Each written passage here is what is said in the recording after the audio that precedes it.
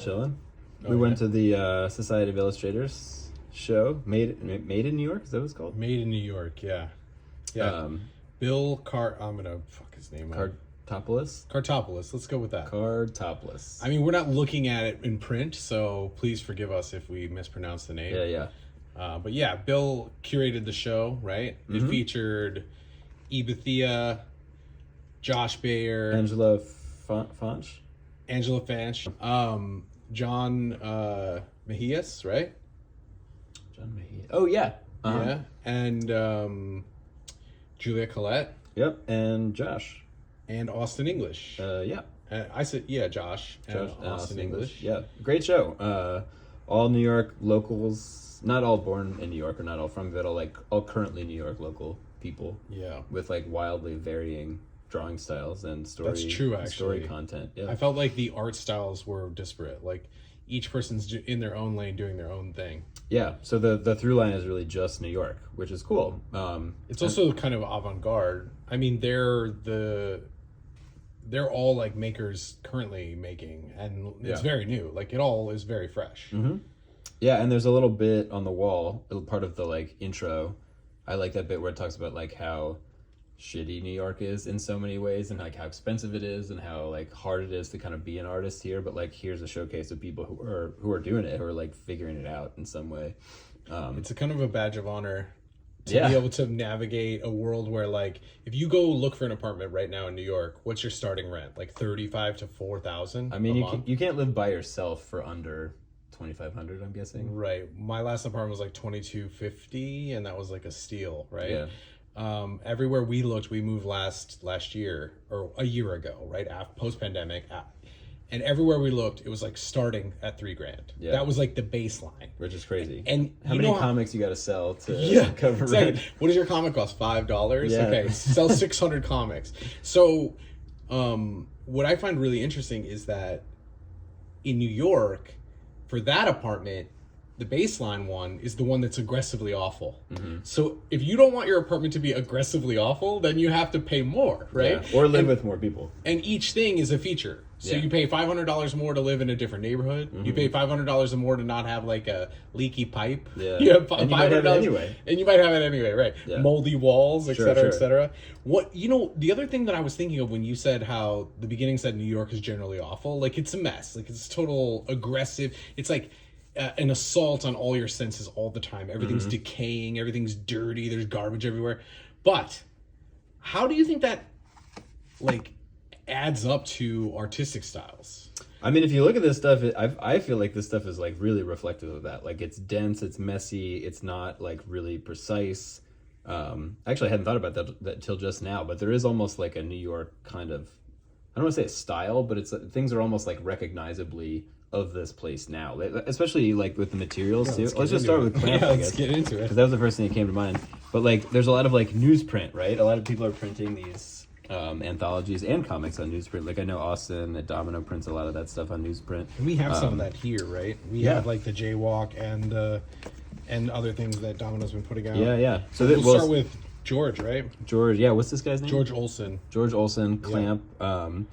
Is this a collective? Is it kind of how does he put these together? It's an anthology. Okay. I think it's submission based for the most part, but I think George is on the scene, so he's reaching out to his friends. George Olsen. Yeah. And do you know Gabe? Who's Gabe? I don't know Gabe actually. I don't think I've met Gabe. So that's an earlier one, right? This is could it be number 1? It's possible. 2. Okay, issue 2. So we have issue 2 and we have issue 5. I'm not sure how often they come out. I don't know. Something I super love about this is just like the variety of paper stock. Like this is just a magic object. I think it's all Riso printed. Yes, and so. Just these like tiny little additions, like little details. It has this incredibly handmade quality. It doesn't have narrative, I don't think, or any kind of through line, but it's a delightful thing to kind of flip through. and check out. It's pretty wonderful.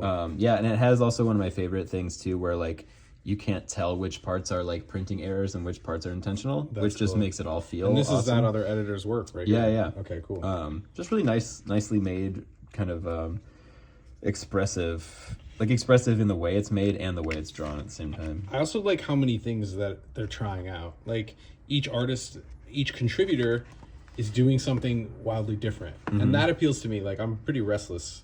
And so I like to look at a lot of different things. Yeah. And I mean, when we're talking about New York and like gritty, dense, and dirty style, well, yeah, like the black ink on newsprint really contributes that to me. Totally. I mean, New York has a long history of making comics, right? I mean, from the newsstand, like, you know, Simon and Kirby, all the way to present. Yeah. Right? We're talking about a long-standing history. And like seeing this printed in New York, like this is printed in Long Island City. Oh, sick. I think the printer... Clampus? Yeah, I forget the... well, I think he teamed up with Domino for this. But the printer is like called Stellar, I think it's called. Oh, yeah, printed. Yeah, it says it right here. First edition of 1000. Cool. Yeah, I guess, well, New York was originally known for like, what do they call the bullpens? Or where like the people who would work on like the assembly line, Marvel, DC and stuff. Yeah, but, did we mention Juliette earlier? We mentioned Juliette with the... being in the Made in New York show. Yeah, absolutely. So I mean, this just like screams New York to me. Like I would never look at this page and be like, oh, this person lives in LA. You know? Or maybe like Chicago or something. But there's something about just like the overwhelming detail and just like stimuli. Like there's so much stuff to look at, especially in Juliette's pages are just like really full of just these amazing textures and patterns and stuff. That's like not necessary. I mean, that word necessary doesn't mean anything, but like, you don't have to add these dots to the floor, right? You know it's a floor, right. Or you know it's a back. Like all these things are for the artist. Like it seems like they're for the artist's satisfaction or to scratch some kind of like page filling creative itch or something. But I think that maybe comes from like just being surrounded by so much stuff. Like this, it's like so expressive. Like even without reading the words, you were just talking about like sensory overload. Yeah. Like just look at the progression of that, and then the expressive lines in the pattern like adds a lot to the actual emotion. That's how it feels living in New York. Kind of, yeah. I don't have any pants on. Before I even get to pants, I'm just like crushed by the whole thing. I'm crushed by the weight of it all. Halfway between shirt and pants, I've just lost my motivation for the day. But I like their work, especially in that sense, where like everything on the page and the way the page is designed supports the feeling of whatever's going on. Yeah, I really like their stuff. The styles are very bold. Great use of black. That's I love looking at artists and the way they use black. I think that's one thing that all cartoonists have in common, right? We use black on white. So how do they use it? And here, just like a great use of black. These borders are fantastic. So sick. I mean, it really puts you like... Granted, they are a lot of heads, but I'm saying like it puts you in their headspace, right? Yeah. You feel like you're inside their mind, and that is an amazing feeling. Totally, and it's almost like some of them are like, you know, if this is all the artists, they're like looking around, wondering what's going on. If this is also all the artists, they're conversing with themselves, basically. Right. Yeah. And again, it's not directly tied in, but it all works as one. It's a great metaphor feeling. For mental chatter too. Yeah, I agree with you. And totally, that's fantastic. And it's, I think a lot of their work is inner monologue kind of coming out. I haven't read all the blah blah blahs that and great textures too. I'm excited to get to know them better as the years go on. Yeah, me too. And some of their original pages have red on them also, which works super well. So it's like black, white, and red. Just for you, like if you were to add just a little bit of red somewhere, it really pops. Yeah, you get the bold color, you get that process color. Yeah. It almost harkens back to the old copy machines, right? Because you used to be able to get the process red. Oh, true. You know, and that was the one color you could get out of the machine. Mm-hmm. Pretty impressive stuff. Which I guess is like proto. Yeah, me too. I guess that's like proto Rizzo, like having a single process color. This is Jasper's work. We're going to look at a little bit of Jasper, I think, right? Is this Jasper? Yeah, this is Jasper. Oh, yeah, Jasper. I was able to spot it. Jasper Krents. I feel proud of myself for being able to spot it. I like when I'm able to just sight read someone and go, this is that artist, and be correct, because I'm so often wrong. I often hope that about my stuff. Like, I hope someone would be flipping through an anthology and be like, oh, that's Mike's work. Like, even if they don't know it is, they just can see the mark making or whatever. Yeah, this book is great. I don't know Jasper's work very much. Jasper just did a kind of a recent book release at Desert Island last month, I think, or before the holiday. Mm-hmm. And I've gotten to know them a little better over the years. I think they're still in school.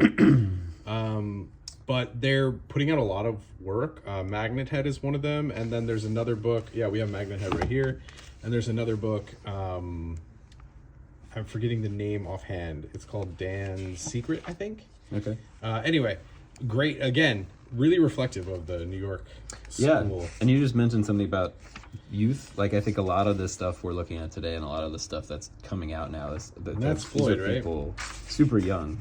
This is Floyd. This is Floyd? Yeah, I think so. I think it switched over. Yeah. Oh, yeah. Yeah. So Floyd Tangeman, another amazing cartoonist, is in San Francisco right now, but I think splits their time between New York and San Francisco. Yeah. I read the comics blogger did a interview with him. Oh, cool. At the end of last year. I met comics blogger when we were at SPX, I want to say. Oh, cool. Yeah. Super nice dude. Thomas. Yeah, very nice. Tom. I'm just gonna let that hang out there. Tommy. Just because I don't know the answer. We all go by these pseudonyms. I know. So comics blogger. When we're at the shows, we often have to introduce ourselves by our pseudonyms. Yeah, which I hate doing. I hate. Like, I did that to Josh the other day. I was like, "Hey, I'm Mike. I'm Susan Saran Wrap. Maybe we talked before. Maybe we didn't. I don't know. But anyway, how's it going? Here's all the information you could need to know about me, so that we can make the connections that we make online. Yeah, right. And then we can have a conversation. So often I'll be talking to someone and they'll be like, "Oh, he does the Island comic," and they're like, "Oh, yeah." And I'm like, "Well, I can just be Forker or just like Nick is fine. Like, I'm also a person. I'm also just me." Yeah, it's cool. I love the use of color here. This is great. Yeah, and like this. You and I have talked before about like stuff that we would never do in our own work. Like, I would never include a page in my own comics that's like ripped out of something else. I love it though. But it looks so good. Like, it looks amazing. It's just not an impulse I would ever have. I know. But I love looking at it. I feel the same way. Like when we were saying this in a previous video where we looked at Mangaka. The book he put out before, and we were saying like when I put my pen to paper, that's not what comes out, but I love it. I love it. Or just like this is beautiful too. This would drive me crazy. And this is colored with like a pastel. Yeah, this is on like something similar. Yeah, it kind of looks like it's drawn on newsprint, which works really well here. And it's like I wouldn't do that. I wouldn't think to do that. It's fantastic. Ashton Carless. Okay. Unfamiliar, but it looks amazing. Yeah, what a great anthology. Yeah. George anyway, really is doing some amazing things. Clamp, incredible. Very cool. Tell us about Magnet Well, so Head? This is another book. We were just talking about Jasper, and this is the book that he put out most recently. This book takes us through more of that kind of like mental chatter, like we were saying. The character in this book, the protagonist, receives a concussion and then goes on to deal with mental health. And I think, the idea about... Wait, so Magnet Head is one artist, or is this also... No, this is all Jasper. Oh, cool. So Jasper we saw previously in Clamp. And the work is wonderful. It's so frenetic and energetic. And again, I think, the city got blurrier, right? Mm-hmm. Like, this is what it feels like to be in New York. There's 4 people that need to be right where you're standing at any given moment. There's, pardon me, excuse me. Somebody needs to be right where you are. This is what it's like. It's like wall-to-wall people all the time. Yeah, and I feel like if I'm in a good mood, I'm like, oh, there's a beautiful synergy to it. Like, everyone's all in harmony here together. Like, fuck, the government sucks, but like the people are all in together. But if I'm in a bad mood, I'm just like, God damn it, get the fuck out of my way. Right, yeah. When you're in the zone, like when you're feeling it, New York flows seamlessly. It's beautiful. But then when you're in a bad mood, it's everything's uphill battle. Right. So here our character, gets medicated, essentially. Gets prescribed medication for their mental condition, and it goes on to adjusting kind of like these bricks in real awesome. life. Yeah, that looks great. I always struggle drawing bricks because I always outline them all like this, and then I get annoyed having to color them all in. This is way more effective to me, I think. You could use your parallel pen and just lay in the bricks real quick with that. Yeah, good call. That's a good idea. Mm-hmm. I got the 6 mil. We should demo of that. Definitely. I got a 6mm one, and it's like perfect for bricks. Nice. This is fantastic. Again, this is the type of stuff when I put my pen down, this doesn't come out. But I love it, and I love looking at it, and like him and Floyd and everybody else. This down here, is that on camera? Yeah. These progress down here. Yeah, the little animation. Yeah, and even though it's like I don't make work like this, it does inspire me to like try new things within the boundaries of what I do. Yeah, like my stuff is pretty tight when I draw it, but I'm in my sketchbook especially, I'm always trying to like expand the spectrum of what I do with my own like tools, I guess. And so even I'm never gonna draw something like this, but it's that feeling of like I don't want to draw like this person. I want to kind of inspire the same feeling I get from that in other people. Like I want someone to look at myself and be push like, the boundaries. Yeah, so it helps you like challenge yourself, not to copy it, but to expand the spectrum or whatever. Absolutely. It's inspirational. It gives you permission, I feel like. Yeah. Like there's two feelings I get from work like this. One, it makes me just want to make comics because there's so much energy here on the page that it's contagious. And two, it gives me permission to be myself. I don't have to feel inhibited anymore. Yeah. And like I don't have to judge myself for what comes down on my paper. And that's what I love about the energy coming off of these comics. Yeah, like I would never publish a page like this, but it looks incredible. It's awesome. It looks so good. And I hope that came through in the Floyd video we did previously, because I was thinking about it afterwards. We were saying these things, like similar things, and I was like, I hope I was heaping enough praise on it. Yeah. Because I really do love it. Yeah, same. It has like a I don't Here know. our character falls in love. Yeah. Well, it switches says materials to pencil. Yeah, it says too. It's like, here's the meeting, and it says pause for girl interlude. And I feel like this is where the character comes out of their own head, says they put themselves out there, opens up, and accepts like this new person. So the cool thing about this is that even though the art styles vary from page to page, the narrative strings it together in a way where the art style works for what's happening in the narrative. Wow, and this is like psychedelic, right? Like it's fantastic. And also, Jasper is a sweetie. Like, he's a sweet man. I've met him several times, and he's always very kind. And I think, I'm always hesitant to meet people that whose work I admire, because in the past I've had such terrible experiences. But not with the comics people. This generation, our generation, and younger or whatever, really fantastic. That's amazing. I'm really interested in the multimedia that a lot of people are using too. I mean, I haven't seen this person's work in person, but seeing Josh's work in person at the show last week was like really eye-opening to me, because it's somehow both like incredibly in progress feeling and also incredibly finished feeling. It's like That's the other book. Oh, nice. Yeah, I hear what you're saying. This has that same quality of like, if it were me, I would be like, well, this isn't done yet, and I'm just like still working on it. But to publish it in this way gives it this kind of like finalized completeness or something. That's like, again, it's not an impulse that I have, but I'm like incredibly interested in people who feel like this page is done, even though it has all the marks and it has the collage bits on it and the smudges and stuff like that. Well, I once heard, like, how do you know when a piece is done, Like, how do you know? Yeah. And someone once said, like, which I thought was pretty skillful, they said, well, it's about intention. Like, if my intention was just to demonstrate to you a quick concept, then my quick thumbnail sketch would suffice. If it was to demonstrate shading or coloring, then I would take it to that level, and then it would be done. And if it's for presentation, well, then it's more subjective. Yeah. But and then there's that, like, really trite. Did you ever see the Pollock movie with Ed Harris? No. Where he's like, I don't know if Pollock really said this, but he's like doing an interview for Time Magazine, and they're like, how do you know when a piece is finished? And he's like, how do you know when you're done making love? And I was like, anyway. There's a pretty definite moment. Well, there's this thing. It's like, it's building towards something. You just mentioned Josh, so I thought it was a good time to get into Josh Bayer's work. So this is the newest book, and there are pages of this, including this incredible cover. From Uncivilized. In the show. And again, this is Society of Illustrators in Manhattan on 63rd in Lexington. It shows up now if you want to go. At the time of this filming, the show is up. It's really great.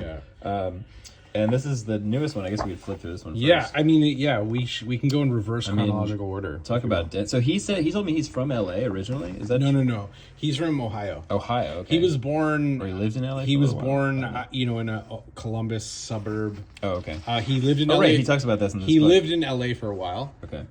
With his brother.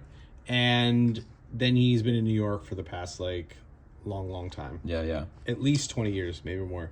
Maybe 30 years. Yeah. But some of these pages are in there, and they're incredible. So the coloring, I believe, was added digitally after the fact, so the pages that are up are in black and white.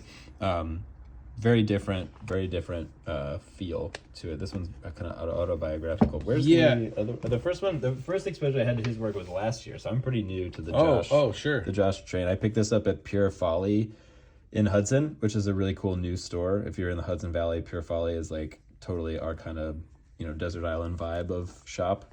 Oh, cool.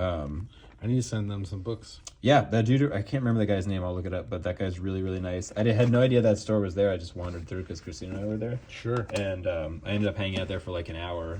I picked up some really wild stuff that I should show you some of that, actually. This was the first book that I got from Josh. So my story is a little different, my interactions with Josh, because Josh is one of my teachers. I take lessons with Josh every week. And in person or on Zoom? On Zoom. Cool. Oh man, in person, that would be great. But so this is the first book that I got from them. I got directly from Josh. I read through this, and this is also autobiographical to a large extent. Our protagonist is really struggling, wants to make comics and doesn't know where to start. And you can feel the kind of like angst that builds up in the character where he's just got to make comics. And this made me really want to make comics a lot. Well, you had a similar experience, right? Isn't that you kind of came to comics? I've come late. Yeah, I have only kind of like I've drawn all my life, but I've only started making comics within the past, I don't know, 5 years or something like that. And like really only publishing in the past couple of years. Yeah, but did you have similar kind of like compulsion of like you got to that point where you're like, I just really need to do this? I feel like that now. Yeah. I feel like that every moment. Like if I don't make comics, that I'm going to burst. Like I'm going to actually explode. But so I feel that way about drawing. I'm not sure I feel that way specifically. Like I want to make comics all the time, but for me, like the compulsion for me is drawing specifically. Same. Comics are like a reason to draw. Yeah, that makes sense. I think for me, it's like I think I look at my regular drawing as like masturbatory, and if I'm putting it in a book form, then I feel like I'm doing my due diligence to like contribute to the human experience, like make a document, right? Whereas I fill millions of sketchbooks and they just sit on my shelf. Yeah. Although you've been encouraging me to publish that stuff, which I think I should. I think that's a good impulse. And to the same point, I think there's something special about like putting the kind of like masturbatory drawings into a book because they start to take on like a different feel. Yeah. Like they suddenly feel like a little, not more important, but like when you put, especially if you have a drawing on one, whatever, we can do another show on sketchbook stuff. But if you put drawings next to each other, they start to kind of like interact. That's right. Yeah, even they if have they're a not conversation. Yeah, so they're like, and just having the book as a collection is like, I don't know, has another kind of moment. I think you're right. Also, when I saw those Acme novelty books, I was like, this is what I do. Like my head exploded. I was like, you can do this? Yeah. Let me talk permission though. That's a cool thing.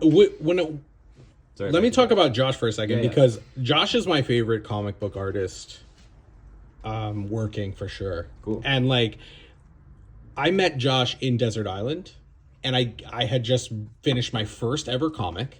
I was so excited because I took a class at SVA. My teacher was Keith Mayerson, and I had finished this. He's a great painter and a wonderful human. But I'd finished this book. It was like, I don't know, a 24-pager or something. And I handed it to Josh, and he's like, thank you so much. Like, this is great. He's so nice. He's so encouraging. And I've just found Josh to be a constant source of inspiration, encouragement, and education. And I'm a huge fan. So imagine being able to like sit there and learn from someone whose work you adore, you know? And again, I think Josh started that ball rolling for me, where when I saw his work, it like lit a fire in me. Like all of a sudden I just felt like I don't know, something changed, you know? And his work is very inspirational to me in that way. That's awesome. That's the feeling, like, that's the thing I feel like I'm always searching for that, is like finding that artist that's like, they make work that's like interesting intellectually or stimulating on some kind of like philosophical level. Oh, it's the Garfield thing, yeah. Wait, I don't, there's a great Garfield joke in here somewhere. I don't remember where it is. I may have breezed that. I'm sorry, I didn't mean to cut you. No, it's fine. Cut you off. Wait, it's in here. It's in here somewhere. It's like right here. This is a great short, by the way, where he's supposed to be drawing Garfield. Oh, here. Oh, yeah. I'm just gonna masturbate grimly and go to sleep. Cool, I'll go in the other room. I get it. That's your lasagna. That's great. That's fantastic. That's great. You were saying you're like always looking for the artist that get you going. It's that great combination of like, not only is this amazing and I'm so impressed by it, because I think like, especially you and I, like we read so many comics that sometimes it's like, if I finish a great comic, I'm like, my reaction is not so much like, wow, I feel something from that. It's more like, oh, it's impressive how they pulled that off. Or like, I'm like looking at it so tightly from a technical level that it's hard to find, for me, it's hard to find comics that I'm like, not only am I interested in this and I think it looks cool, I also like get a feeling from it, whether it's like, am I inspired to make more of my own stuff, or like, I got some sort of emotional or intellectual feeling from it or something like that. Like work that's stimulating on multiple levels in addition to just like looking really cool. Which I like that stuff too. I pick up a lot of comics where I'm just like, wow, that looks cool. But it's purely like just visual stimulation. When I see Josh's comics, it makes me want to run to my desk and start scribbling furiously on pieces of paper. I love the line work. I mean, like, I watch him draw every week. You can definitely pick up the Pettibone. You can see the Harold Gray. You can see like a lot of the influences from the old Daily Strip guys. Yeah. Right? But it, like with all of our favorite artists, it just becomes its own thing. And it's just so utterly him that it's unmistakable to me. I brought a lot of the stuff that I have from him because at some point... Well, these colors are interesting. Yeah, these are really nice. It's a different kind of color style. Yeah, it's a little more muted, like a little less saturated in spots. Yeah, or at least there's fewer colors on the right. It acts like more selective, flat color. Yeah. The cool thing too, what I know about Josh is that he's always trying new things and he's always learning new things. Yeah. So he brings those to the classes. I encourage anybody who wants to come out to the classes. They're so fun. Yeah, I might kind of tune in, or I make something. You can do it a la carte, right? You can just contact Josh through Instagram. His name on Instagram is just Josh Bayer, I think, or Josh M Bayer. I think so, yeah. And you can just hit him up on Instagram and he'll get you into a class, and I'll probably be sitting in there with you. Yeah, he does a lot of that was cool. He does a lot of demo videos too. So if you're interested in watching him draw, holy shit, look at that! That's amazing. There's so much motion. That looks like do you know Lale Westman? Yeah, Lale Westman. Yeah, this has a similar kind of like. There's just like so visceral emotion. Totally. Awesome. Lale told me that she thinks I look like Wolverine, which I thought was amazing. I guess. I don't know. In the world of comics, maybe, yes. Hey, weren't you Wolverine for Halloween? I was, yeah. Halloween? I brought all these books because at one point with Josh, I just said, Josh, just give me one of everything you have, and I'll pay you X amount of dollars. You just tell me how much it is. And so he sent me just a fat stack. Josh has been working for a long time, so he has a lot of books under his belt. These are just some of them, right? Yeah. These are the ones with spines. But there were all the Suspect devices where he had it was like an anthology where he had artists draw Nancy. Oh, I've heard of that. I've never seen it. Put them all together. We'll bring that we'll do like another one. Cool. But so I have the Suspect devices, and then he did All-Time Comics where he put together. I know about All-Time like comics, Ben Mara and Ken Landgraf. It's so cool, yeah. Like just these like amazing superhero books done by some of the best in the biz. Like, and like it's like big like guys that work for the big two, like Landgraf or maybe used to. They used to. Anyway, his work is up in the show, and you can go and see the covers to both of these books. Yeah. The original books are up there at the Society of Illustrators, and hopefully they'll even let you in for free. Yeah. And this is maybe a little misleading. This unended book has a dust jacket. Oh, yeah. So if you see it in the wild, it might look like this. But I like this cover better, so I took it off. I do like this cover. And, Uncivilized now putting Josh's work out. Before he was with he's done books with Birdcage Bottom. He's done books with Tinto. I don't even know Tinto. So he's done quite a few. This looks like a Fife drawing. It kind of does, yeah. That like thin. We talked about that in another episode. The thin line mixed with these like scratchy. Yeah, the thick lines. Yeah, really cool. It's cool. Josh just did some collaboration pieces with Raymond Pettibone. Oh yeah. Oh, like, that's right. Just recently. Did you read the Bubbles interview? I started reading the Bubbles interview. I haven't finished it yet. I got about halfway through, but I mean, just recently done some collabs, and even though I said that word, even though I don't like the word collabs, but it always made me think of like not like early '90s like hip hop when people are like, it's a knockout collabo. Like still people say it. Like they'll be like, oh, I did this brand collab. I'm like, don't say that to me. God, that's way worse. But the brand collab. But Josh was showing me like these homemade brushes. I thought you'd really like them. They're like essentially like plumbing supply, like pipe cleaners, like that you just like take a pipe cleaner, you put it into like an empty pen tube, tape it up so it doesn't move, and then dip that in your ink, and you get like auto hatching. Oh, that's great. But like really organic lines and stuff. And I was like, oh, I can't wait to tell Mike about it. He's gonna love it. That's incredible. I never even thought to go to the hardware store with the idea of like making drawing tools. Making drawing tools. We should do a whole episode on making our own drawing tools and then use them. Use them. Yeah, that's great. Okay, I'm glad it's on the record. So, love Josh Bayer. I love all the stuff they touch. Yeah, incredible. Definitely worth checking out. This one's yours. I brought the rest. Yeah. His stuff is cool too.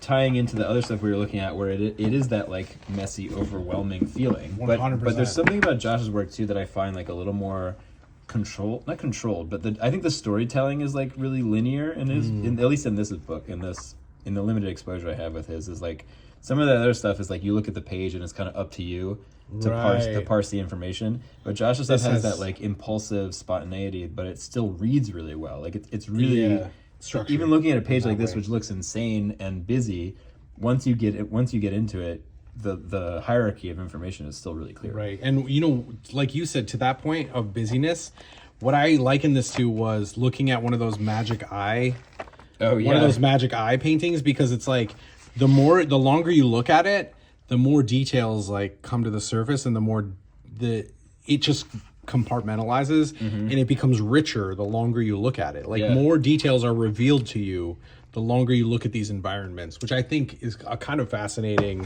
phenomenon, actually. I read this book and it really kind of like, I don't want to say it washed over me because that sounds negative, or that sounds like it was boring or something, but I felt like it kind of overwhelmed me in like a positive way. Maybe you steeped in it. I see. Like tea. But I'm excited to read it again because I feel like there's no way to pick up everything visually or emotionally that's going on in this book all in one go. And great letters by Heather Loase. Oh, nice. Yeah. Sick. I didn't know that was somebody else. Yeah, Heather did some of the titles, some of the title pages in here. Cool. Not all of them, but a few. The one that we pointed out with the Richard Crenna, and there's a couple other spots in here, like that one, I think. Nope, Ghost Rider is Josh for sure, and that's sweet. I mean, that looks so cool. Look at those letters, amazing, incredible.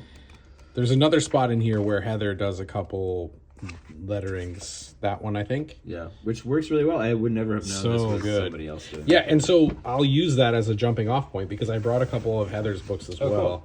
And this is a good place to talk about another New York cartoonist, right? Heather Loase. And I'm not sure. Every time I talk to Josh, he pronounces it Heather Loase. I'm not sure if it's Loase. I think it's Loase. But I don't want to correct anybody. I just like, everyone's doing their best. Anyone watching this, feel free to DM us or post it in the comments or whatever. Yeah, I'm going to go with Heather Loase for now. Okay. I guess you can't post a pronunciation in the comments. Yeah, it would be like an audio file. Send us your audio files of proper pronunciations. There you go. So I met Heather through Josh, actually, way back at the first Rockaway Beach show. Okay, I still haven't been to one of those. I've been out of town. There's only ever been two. Yeah, I was out of town. But I want a table at the that. next one. Yeah, tell us about that. That's a lot of these people, right? Yeah, so the Rockaway Beach show is like a New York show. It is just the New York community. It's where I met Gabrielle Bell, Maria from Coin Fooey, just so many people. John Allen. Andy does that show too, right? Doesn't he? Yeah. I met Nate there. That was the first place I think I met Austin, outside of like just seeing him around. So a great, it's a show that I think is gaining momentum, but is more just like very much of the scene. Right? Yeah, I just love having a summertime outdoor show. Oh, it's delightful. It's awesome. Delightful. So, and this is where I met Heather, and getting to know Heather and their work is fantastic. I mean, this is like a kind of autobio that we haven't really, it's like casual autobio. You know how like autobio used to be really navel gazy and then it became really traumatic, like these huge traumatic events would happen. And this is more like, there are those elements, of course, but it's done in a way that doesn't feel as myopic as the navel gazing, and doesn't feel as aggressive as the huge trauma pieces. Cool. And then again, we have this New York, I mean, I don't want to lump everyone together or paint them with the same brush, but we are trying to pick out commonalities. And I would say that this work is very dense. It has the energetic line, and it does use black a lot. And these textured backgrounds are a common thing. It's really that like filling up space. Visual and information. Is that because in New York we have no personal space? Like the city's invading on all channels? You gotta wonder. I mean, your environment has a huge effect on you. And so getting to know Heather, I've really The mark making is really interesting. Fall in love with the work. Again, another line I would dry never brush. make. Yeah, another line, a line I would never be satisfied making, but looks amazing. It looks great. It works really well. And so I've tried to pick up their books and support them when I can. Here we have the Putana Cartoonists. So these are recent books, or this is a recent? Yeah, these are both recent. I think I got this one at the first one, and then I got this one at the second one, where I also got the cover for their most recent book, actually, which is called. We'll get back into this book in a second, but boring ass autobio trash. I bought the OG art for it. And I just have it hanging out here. Yeah, it's highlighter and Sharpie. It looks great. I love it. Damn, I want to do a highlighter Sharpie. I mean, yeah, that's a great idea. And you can tell it's real because you can see the marker bleeding through the back. Yeah. So it's super spontaneous. It looks like they just drew this like without a pencil, just went for it. I think it is straight to ink, actually. I don't see any pencil marks there. That's great. So, Heather's amazing. And this comic's actually really funny because it starts off... an unauthorized Sopranos story. So it starts off talking about Michael Imperioli. Drawn in 2020 after engaging with Michael Imperioli via Instagram. I told him the idea for this comic. He liked it and gave me his email. This was his response. Fantastic. I love it. You're brilliant. Can I forward to David Chase? Wow. Forward to David Chase. Happened. I can't imagine David Chase reading like something like this. I think he does read comics though. David Chase. Does he read this kind of stuff though? I don't know. Like a Fantastic Four. You know what's funny is that I met Michael Imperioli on the train. I met him on the G train, and I was pretty cool. He was very chill, and he had a guitar, and I was like, "Hey, what do you got in there?" And he was like talking about his guitar specs. Mm-hmm. Yeah, he's like a pretty progressive guy too. I think, he's cool. He's a Buddhist. Like he has, he hosts a meditation every Saturday. No. Yeah, you can just hit him up on Instagram. You got to sign up. Is he a transcendental guy? Is that his? No, I think it's like traditional Buddhist meditation. So it's mantra meditation. Okay. But I don't think he's trying to recruit anybody. Yeah. He's just like, he does a Zoom meditation every Saturday. Oh, that's so chill. And he's got a band called Zopa. Z-O-P-A. Yeah, I knew he had a band. His band's like a little dad rock corny, but I don't hold it against him. Yeah, it's just rock and roll, right? Yeah. Like, I think, yeah. Anyway, he was mad cool. We had a person in common. So when I first came to the city, let's get him on the show. Let's get Imperioli on here. All right, let's do it. We had a person in common. When I was in the city, at first I was in my 20s, and I was kind of raised on TV. So I thought I wanted to be on TV. I thought that's what you do. You're like, oh, you're a creative. You like go on to television and you become an actor. So I started studying acting because I didn't know anything about it. I didn't know that. Well, a little bit, a little bit of acting. It's not my thing. Didn't take. It's not my thing. I'm not gonna go up there and do weird trust exercises and stuff. Like that's just like not my vibe. I'm too Midwestern for that, So I was trust anybody. I was just like, no, this isn't for me. But the teacher is friends with him. Okay. And the teacher his name's Thomas Waits. Not Tom Waits. Not Tom Waits, the musician, but Thomas G. Waits, who was in The Warriors. Wow. Okay. And he originated American Buffalo on Broadway with Pacino, and he's in that movie And Justice for All with Pacino. I don't know that. It's kind of like a movie that kind of disappeared, but it was made in the 80s.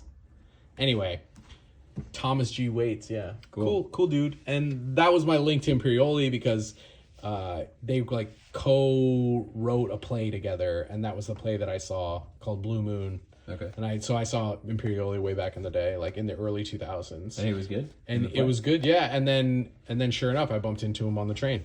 Yeah. Cool dude. So what do we have next? He always shows up on Instagram. You see someone post like, would you notice these celebrities if they're on the train? Yeah. And Imperioli is always in there. It's like it'll be a bunch of random people plus one shot of Imperioli wearing like different clothes and outfits. I 100% spotted him, but I gave it like 6 stops before I said anything. That's great. Well, so you were talking about autobio.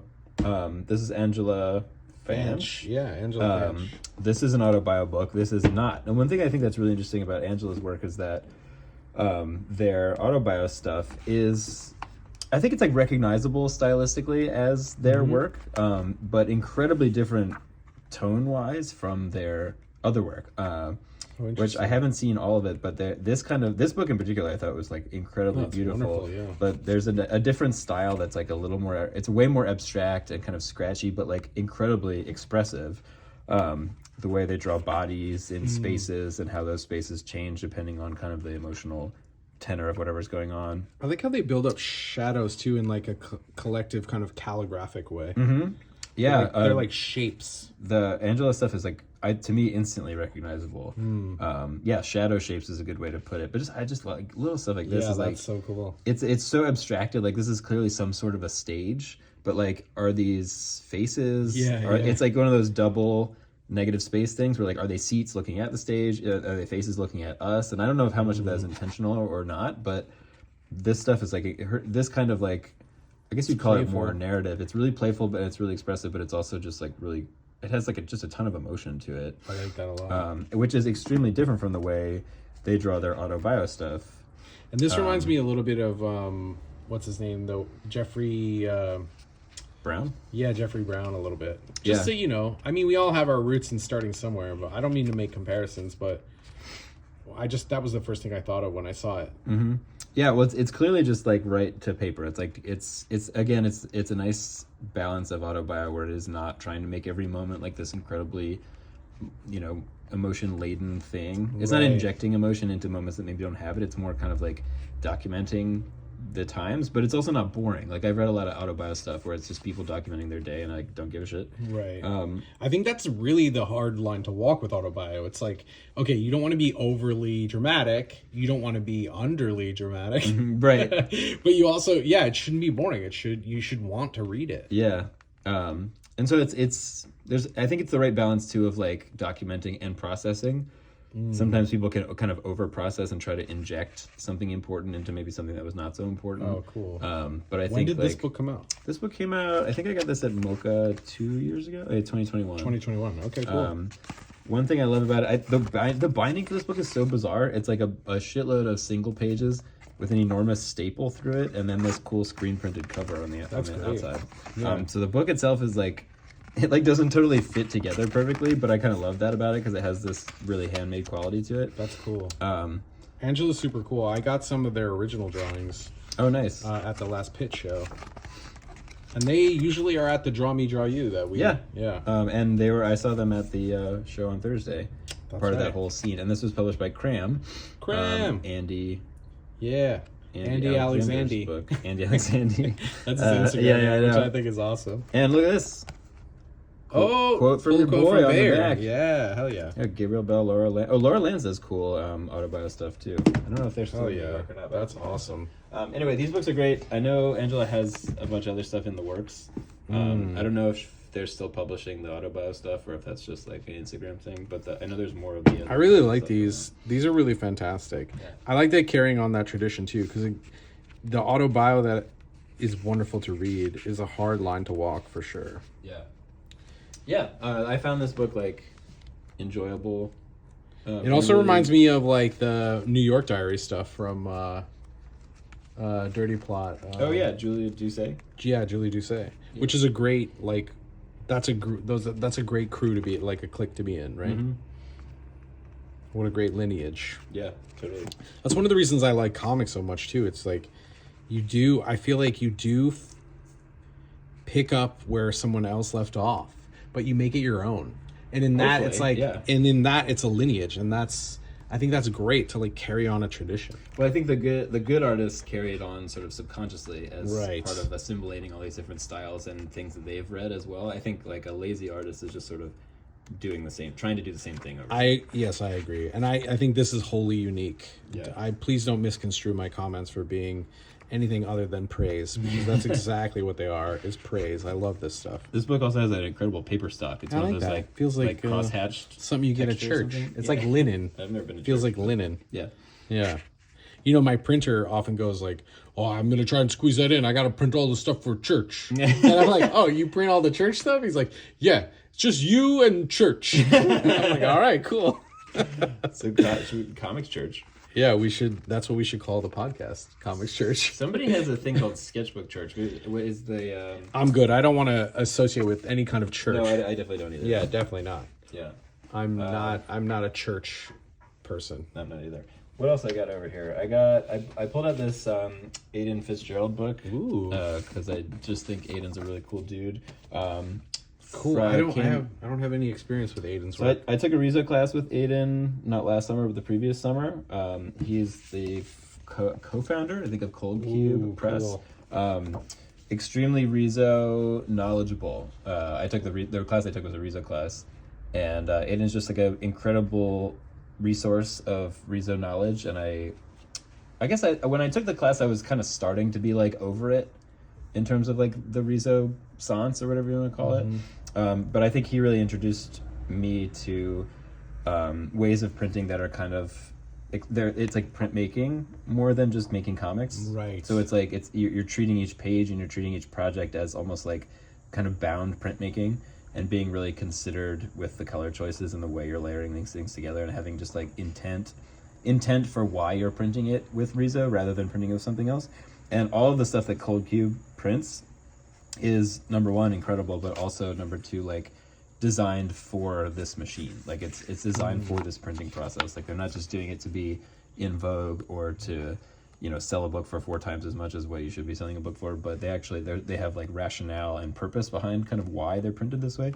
And they just make incredible objects. And Aidan's like, he moved here from Seattle, I guess, a few years ago, and I'm glad that he's in New York now, because now I see him at shows all the time, and he's just an interesting, fun guy to talk to. He knows a lot about like fine art as well, and he's kind of coming at comics from a wide range of interests, which I always like. It's not just somebody who's read a lot of comics and is like, I make comics because I read a lot of comics. Right. I mean, this every page reads like a painting. You know, this looks like an exhibition catalog almost, right? Yeah. Like it definitely it skews fine art for sure. Yeah, but like I wonder if this is colored pencil. I think it is, by the way. And like I was trying to say earlier, like I don't know if these pieces were made together, but when they're printed together in a book next to each other, they start to communicate, right? There's like maybe not in a narrative way, but there's a what am I trying to say? There's like vibrations there or something. I like that. Yeah, that's the same way color kind of works. Like you put one color next to another, and they both change. Yeah, totally. And we were talking a little bit about some of the people from the other anthology, and this is another book from a New York artist, Ashton Carless. And I think we showed Ashton's work in that. Yeah. I think he showed up in one of those anthologies, right? That was like that soft pastel drawing. Yeah, in Clamp. And so I've gotten to meet Ashton as well, I think. Wow, these are cool. At the Pit and in other places just throughout the community. And they're doing really lovely work. And this is called Pangea Proxima. And so Ashton... And that's a group of people? I think it's just Ashton. I need to educate myself a little more. How do you even make that? But I know this book is Ashton. That's cool. So in the beginning, I think he said all images created, written, and edited by. Okay. They almost look like lithographs or something. This is like soft I think this might be Riso, but just only using the black. Oh, or maybe. it could just be... it's hard to tell. It could just be straight print from like, you know. This is nice. It's Quality. really lovely, it's tactile quality, whatever it is. It gives a nice environment, and like, what even is this? This beautiful. Is so cool. Yeah. Really, really kind of ethereal, right? Like a smoky or like foggy, hazy kind of vibe. Yeah, this is almost too like connective tissue between comics and like some like Aidan's book we were just looking at. Right. It's like it's somewhere between the sort of linear narrative and something a little more fine arty or something, for lack of a better word. Right, yeah, something that bridges the gap between some of the earlier stuff and some of the more painting style stuff, which, you know, this looks like maybe they're using like powdered graphite or charcoal for this, but really lovely compositions and a lot of tiny text, which, you know, I can read it now, but in a few years I might not be able to. Like, I can see my vision going now. Do you have reading glasses? I don't have reading glasses, no. You should check them out. I recommend it. This is my plug for reading glasses on All right, we'll go into a little commercial about reading glasses. This kind of leads me into my next bit, which here are a couple more anthologies by some of the New York kids. Domino, we know, is Austin, right? Yep. But these are at least edited in part by Floyd. So we were mentioning Floyd Tangeman earlier. We have Jaywalk and Cowlick 4. And you have another? This one is Tinfoil, which is sick. It's also Domino. I don't know if this is Floyd as well. I'm not sure. I think so. This is definitely I know Floyd. he's involved, but I don't know if it's like his project or whatever. Right. But yeah, very similar, all in the same vein, sort of. Yeah, let's dive in. I mean, I want to look through all these. Is this an anthology? This is an anthology, yeah, and the approaches are like from 0 to 500,000. Like the spectrum of the type of work that's in this thing is wild. Very cool. And I can't say it all like fully appeals to me, but I just like browsing it so much because it's such an experience. And maybe that is that, you know, inner city thing too, of like, I want to just feel kind of like stimulated in all directions by looking at stuff like this. Whether it's good or bad is totally beside the point, or whether I like it or dislike it is totally beside the point. It's just it is this kind of, it's almost like noise music, or it's, you know, something kind of abrasive, like kind of wolf eyes or something. Like you don't necessarily listen to it because you're trying to create a nice mood in the house. You listen to it because you want to feel like something kind of like aggressive, swirling sensory there's a lot of searching that I see on the pages, but I also just see like the same kind of energy that we were talking about before, the need to make something, like the compulsion to draw, the urgency to see it finished, and, you know, compiling this all on the page. Griffin Musser and Eli Striff. This one feels almost like incongruous to some of the other ones. It's very different, yeah. It's wild how it stands out, too, because if you had a book full like this, it wouldn't stand out as much. But coming from all of this other stuff that's very colorful and very intense. Right, and so here we have some Austin English. Head honcho. And it looks like he's working with Marlene here. Oh, cool. His partner. Nice. Which is great. Yeah, head honcho Domino does a really cool thing, too, where he'll be like, we've helped this many artists this year, which is a rad. It's not like we made this much money. Yeah. And, you know, Austin's very cool. Last time I saw him, he was like, please give me more books for the website. And I was like, right on. Thank you. Yeah. Thank you for supporting. I owe him a package. Thank you for supporting the books. This looks fantastic. And yeah, I think if this were in a different context, it would stand out less. But because it's in here with all this stuff, like, this is what my brain sees as, like, you know, the line drawing or whatever. Yeah, it's also well curated as like a break almost. Like if you're looking through this, like a palette cleanse. Like, it's like almost like if you listen to a loud album or a metal album, and it has a kind of like ambient little interlude, so it's not just punishing all the time. Not that this work is punishing, but yeah, it's overwhelming. Get punished. It's overwhelming. Some photo collage. This is rad. I love this. Yeah, I want to check out the other book that he put out as well. It's like has a black cover and it's called like Intuition or something. I can't remember what it's called. But so here we have another book by a similar crew, Tangeman. You know, this is edited by Austin and Floyd. This is great. Yeah, I was trying to find that comics. What's Simon Hanselman referred to this whole crowd as the New York Manson children. That's what he called them. I saw it was like on Manga Chat with he does like he'll host Pettinger, yeah, Josh Pettinger, and he was like talking about this book, I think this actual book, and saying he called them the New York Manson children. Yeah, I mean, it has a feeling. I mean, again, all these artists are doing wildly different things, but they make sense together in a feel. It's fantastic. Kind of way. I love it. I love reading it. Also? It pumps me up. Is this Juliette? Also? It might be. Yeah. Yeah, there you go. Joe, also known as Joe. Sure. I mean, it just says it right there. Yeah, this is different than the other work we were looking at. Yeah, is this earlier or later? I don't know. It might just be, you know, adjacent. Yeah, but look at this face. Because this just came out, so it's great.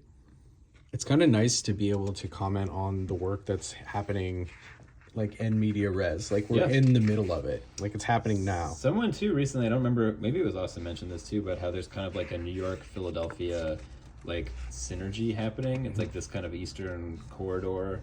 Yeah, there's like Partners in Sun and there's Desert Island. And that's a good point. There's a lot of this kind of shared, like you can now as a cartoonist kind of like quote unquote go on tour to like a few different places on the East Coast that are like going to welcome you. There's like a scene, multiple scenes building that are all kind of connected in ways that support each other. Yes. It's not competitive at all. Well, that's what I like about it, is that it's supportive, which shows like an enlightened perspective. Yeah. Because it's not a zero-sum game. Like we're stronger together as artists. Totally.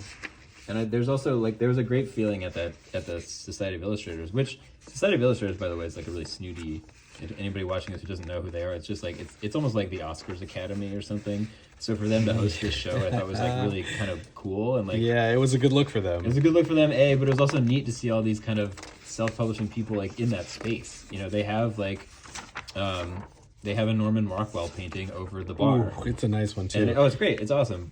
Much art in there is beautiful. Like the Leyendecker. There's a Winsor McKay. Yeah, I was there once a while ago, and there was a Robert McGinnis painting in the bathroom.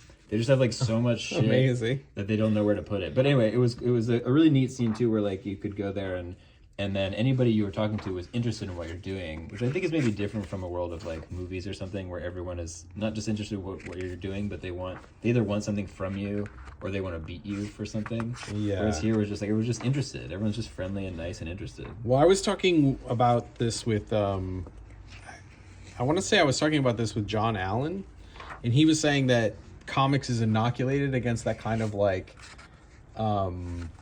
opportunistic cannibalism kind of thing. It's inoculated against that because there's no money in it. Yeah. Like if it were a super moneyed interest type medium like film and television is, then you'd have the influx of all these people who are looking to like... Is Angela? Yeah, this is Angela for sure. And this speaks to exactly what we were talking about someone who's taking something and making it their own. And, you know, this is great. Instantly recognizable. No, by all means. I was just saying, you know, we're talking about something that because and this is Max Burlingame. Oh, sick. Yeah, I bought that guy recently. He's super nice. I did too. Yeah, like officially met at Draw Me Draw You, and then I bought one of their pieces in support of their fundraiser. Nice. Oh yeah, they either bought one of mine or I traded for one of his. I don't remember, but he has a drawing of him that I drew at that thing. Who's that Naz? Really proud of. I don't know. Naz doing a little crumb. A little crumb, a little Kaz. A little crumb, little Kaz homage. Yeah, I agree. And there's no money in it, so what kind of angle could you possibly have? Well, that's what it is. It's like, why do it? If you didn't love it, why are you doing it? And that's what I love about the medium. It's not just the medium too. I think the coolest thing about people like Domino and what's Porcelino's thing, Spit in a Half, which I think is actually stopping doing that. But anyway, the distributor model I think is so much cooler than the publisher model, because like if Austin was a publisher, you might walk up to him at an event, and like there could be a possibility of like if you're talking to a publisher, the publisher might always wonder if you're trying to like get something out of them, that there's an angle or something. But if you're a distributor and you're supporting so many people's work, there's no gatekeeping involved, so you can just be like you're just connecting people together rather than like selecting who gets to be out there. So true. You're not a gatekeeper. Yeah. Right. Did you say gatekeeper already? I was saying, you're not as a distributor. You're not a gatekeeper. You're kind of like you're curating a little bit because you kind of have to. You can't. Carry everything. You can't carry everything. But it's also more just like it's an outlet. It's not a closed group or something. Right. You're not excluding people. You're connecting them. I think that's a really great perspective. And yeah, all this kind of came about for us because we went to that show. So it's really nice to be able to highlight a lot of the New York creators, of which we are a part, I guess. Yeah. We make stuff. We live in New York. We're walking that line. Yeah. We're balancing being able to afford the rent and being able to make comics. I think that's an important thing. Totally. And especially like as we mentioned before, we're not getting $6 million a book like people will for a movie. Maybe you're not. For a movie. Oh, you're getting $6 million a book? Not yet, we should say. Not yet. And there's no way to do that. Like it's not like even someone like Simon Hanselman is not making millions of dollars. Someone with enormous name recognition in this field is still just kind of like making a living. They put a lot of work in though. They were riding the Tumblr. Oh man, Hanselman's like the hardest working person in the biz, as far as I can tell. I mean, they've been putting in work forever, so they deserve their status. Yeah, for sure. But this has been great, and really, like we were saying, the impetus was that show. Lovely to be able to kind of talk about what commonalities New York creators have, what struggles they face, but also the widely disparate range of work. I don't think 2 pages look the same in this whole thing. We're definitely pointing out things that we see as like a common thread. Yeah. But everyone is doing their own thing, which is revelatory. Like, totally. to be around so many unique creators is such a blessing. And I think that's what New York is about, for me anyway. It's having access to other minds, like other people with different perspectives. That's what New York, that's the strength.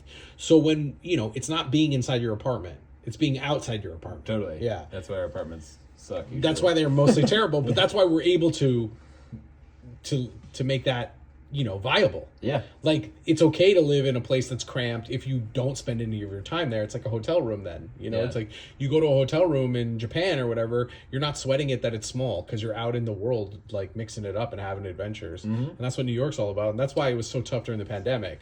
Yeah. Because we're like, we did not make our inside places comfortable. Yeah, we're not built for this. We're not built for this. Although as cartoonists, we're like, we're built for being alone all day, not talking to anyone. I can do that. But the longer we're alone, the less interesting the work gets. Yeah, that's a good then point. You're just going deeper into your own brain. That's a good point, yeah. Unless you then cross that Rubicon and you just become insane, like yes. Dave Sim or something. Well, you know what's interesting, too? It's like that point that you're making. It's like, if you go deep into your own mind, can you still bring out something onto the page that is interesting and enchanting and like fun to read? Is that possible? Like, how deep can you go before you go mad? I mean, I think anything is possible. I mean, I want to read stuff made by mad people. Like, I'm still interested in it. Like, I think it depends on what it is. I think when it gets into a territory of something I don't want to read is when it becomes like complaining. Like, I think like when you go so far into yourself that you start to become xenophobic or